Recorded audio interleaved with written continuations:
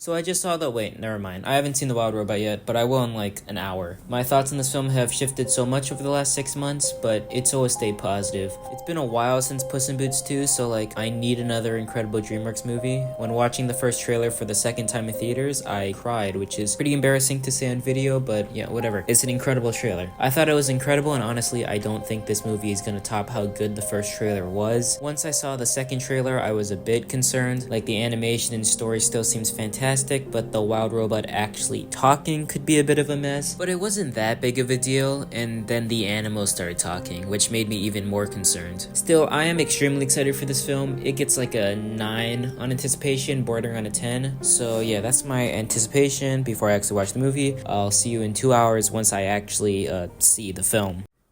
Alright, I saw the movie. Jesus Christ, wow, that was that was something. Oh my god.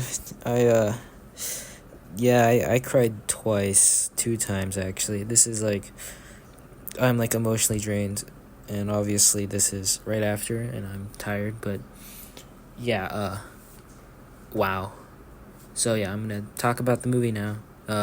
Pre-recorded, like the actual written version, since this has no script. This is the first time I'm doing this in a video, so I'm not sure if this is gonna come off as weird or anything, but yeah, that was oh my god. Let's start off with an obvious. This movie looks incredible. If you've seen the trailers, I'm sure you know how good this movie looks, but seriously, this is the best looking film of the year, and it's not even close. Just from the first opening shot with the slow zoom in to Ross's eyes, you know this is gonna be a good movie. The environments are absolutely beautiful, the scenery and attention to detail in this landscape is top tier. Things like the butterfly scene at the start, or the tons of other visual flares later on. This movie simply looks brilliant. Something I realized when watching this movie was that none of this could have ever been done in a live action film. And like, isn't that the point of animation? To reach boundaries that live action films could never reach? Well, this film reaches them in almost every second of the movie. Another great element of this film's art style is that it only sticks to one. There's one other animation style that looks like a storybook that shows up for one scene, but besides that, there's no other stylized animation. Puss in Boots and Spider-Verse really set in the stylized animation trend, and I love the Spider-Verse movies and how creative and insane they look, but I appreciate DreamWorks for once again subverting the medium of animation and creating a film that only sticks to one visual style. In my opinion, the 2 other Spider-Verse films work better for me since I love its chaotic and insane variety of animation, but this just objectively looks better. I don't know when we're gonna top something like this ever again. Like, look at the fur. Oh my god. Everyone praised Puss in Boots for its beautiful visuals and creative, insane fantasy world, but this movie just takes a simple forest and manages to make it look infinitely better than the fantasy world Puss in Boots presents. That's how you know this is a good looking film. Anyways, I feel like you already knew this based off the trailers, but like, I really gotta drive this point home. This is one of the best looking films out there. Continuing with the Puss in Boots comparisons, this movie has a shocking amount of death in it. I mean, it's not like the main villain is literally death or anything, but it's still really dark, which I really appreciate. This is so bizarre coming from DreamWorks, because what have they made between this and Puss in Boots?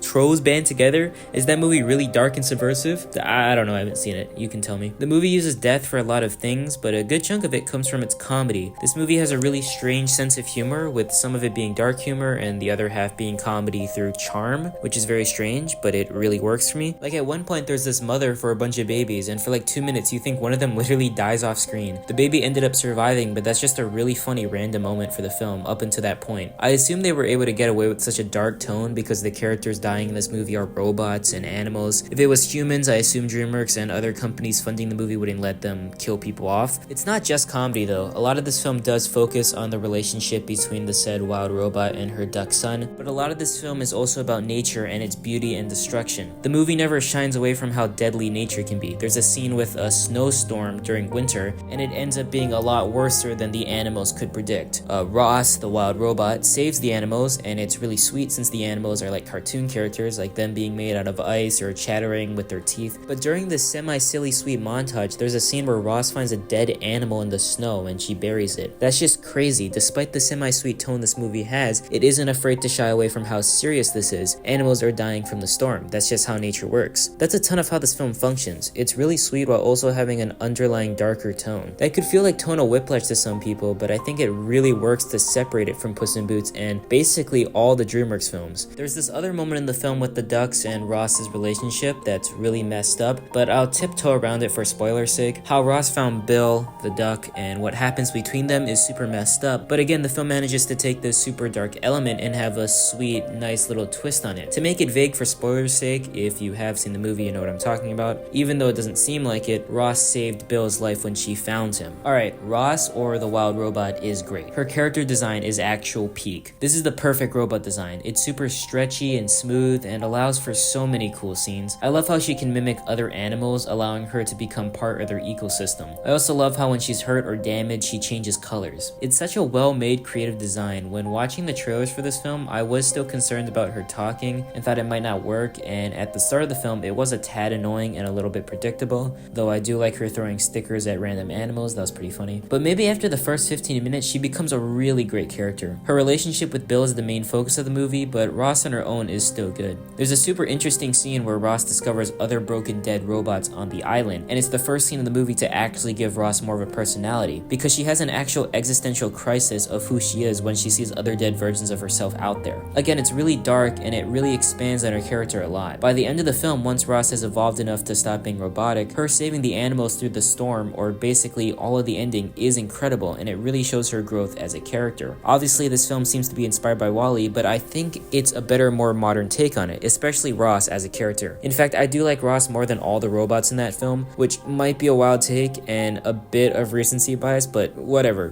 Great main character. One of the bigger issues with the trailer, as said before, was that the animals were talking. It made the film feel less realistic, which I really disliked, but with context, the movie does actually give a much better explanation for how the animals are talking. They aren't actually speaking English, it's just that Ross is able to learn and understand them. She's making animal noises back to them, which works a lot better for the realistic tone of the film. They even call it out towards the end, where the animals aren't able to understand the other robots. I originally still thought the movie would have been better if the animals didn't talk, but with time I've realized it's a positive, and this film wouldn't work nearly as well if, they didn't talk. They could have done it with a different story, but definitely not this. Like, Ross and Bill's relationship would definitely have not worked as well if they couldn't talk to each other. There's a lot of characters, or I guess animals in this film, like a lot of them. It's a whole forest, and a shocking amount of this film is on all the tons of different characters. I'm obviously not going to talk about them all since they're all side characters, but some I liked was that mother with her babies and that one beaver who tried to eat a whole tree. They're all really simple, so I don't feel like I gotta touch on all of them. Some of the voice acting for them is definitely a little weak and off for me, like that old bird's dialogue, but the rest is kinda passable, I guess. Some of their writing is definitely off for me though, like the mean birds dialogue feels really predictable and generic in the film. At the start of the movie, I thought there were too many characters and it became kind of a mess, but by the end it definitely worked. A lot of this film, besides Bill and Ross's relationship, is definitely on Ross trying to fit in with nature, becoming a wild robot, if you will. So all these side characters make the forest and world feel more alive, and it definitely works for that theme. There's also the fox, who's a main character, who I didn't really like at the start, but he definitely grew on me a lot more as the film went on. If there was an issue I could think of for this film, it definitely has a bit of a pacing issue. It's not that big of an issue for me, but it's a bit messy for the first 30 minutes, and maybe a bit in the middle too. Some underappreciated elements of this film is probably the loneliness Ross feels before finding Bill. It's a really incredible element that the first trailer focused on, but this movie really doesn't use it enough. The first 20 minutes of this movie is really fast paced, and it's a bit repetitive too. Once Ross finds Bill, the movie gets really good, and the pacing issues aren't anywhere near as big of an issue. This movie does have a big time skip, which I don't love. Like, I really do like all the stuff with Bill as a baby, and I wish there was maybe like 10 more minutes of that before he actually grows up and the time skip occurs. The fox also mostly completes his character arc throughout this time skip. Like,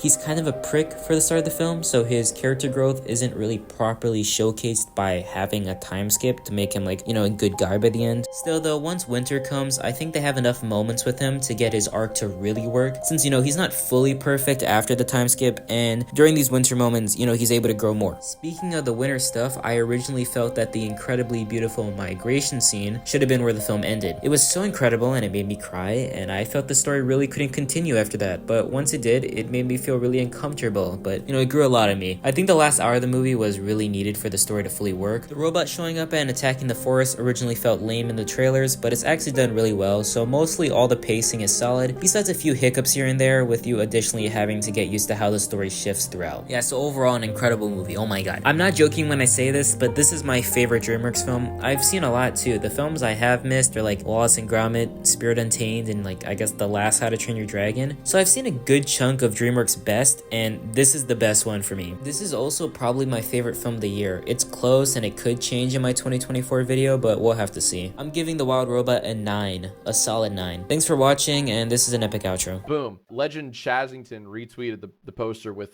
this.